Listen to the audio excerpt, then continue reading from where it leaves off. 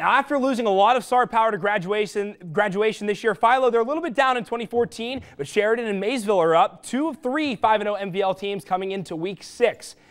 But MVL reporter Anthony Bacco, nothing lasts forever. One of these teams had to lose tonight. Well, that's the thing about having a team conference with 9 teams. Only one can come out on top, so each and every game is crucial. And unfortunately, this game had to come Week 6 and not Week 10. And Week 10 comes with October rain, and that would plague both teams right from the beginning. But Levi Ray would rush this one right up the middle. The ball's going to slip up, but he handles it. This one deep into Maysville territory, and he's going to cap off this drive. 7-0 Generals early on.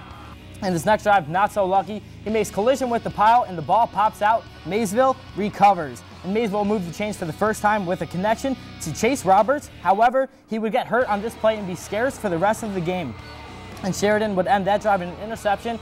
And also the next drive that they have after that. But this one will set up a touchdown by Sheridan after Kane Bennett brings it back to the 18-yard line. Dylan Duplar finds Justin Snyder in the back of the end zone, but questionable footing on the landing. But the touchdown would stand. 14-0 Sheridan for 7:25 left in the half. Johnny Runkle sets the tone for the Maysville offense with a 13-yard run right up the middle, and Sheridan's strong point on defense. And on a fake punt, they would, and fourth down, would give them a big spark, but this Maysville Panthers offense couldn't be contained for the entire game. They would throw an interception in the next play. Chase Himmelsbach would bring it to the left side and bounce it back to the right after he finds a hole, bring this one to the house. And now Maysville is only down 1 touchdown. Jumping into the fourth quarter, Joey Palmer, tough angle, field goal, no good. And that will be big for the Generals.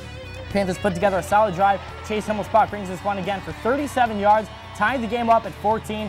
Now Sheridan is down to the 6-yard line, 7.8 seconds, and the ball is blocked. And now this game goes into overtime. It goes into 3 overtime, but Maysville comes out on top, 27-24. And Levi Ray had a dominant first half, 21 carries and 141 yards and a touchdown in the first half.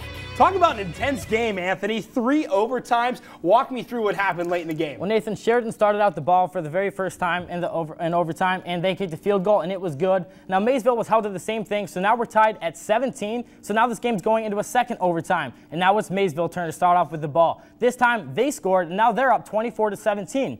Maysville relies on Ray once again, and he delivers 24-all heading into a third overtime. This next one, however, a high snap on a third down brings up a 4th and 22 for the Generals, and they cannot connect on this, and Maysville earns a first down on the 8-yard line, and they kick the field goal for the 27-24 win.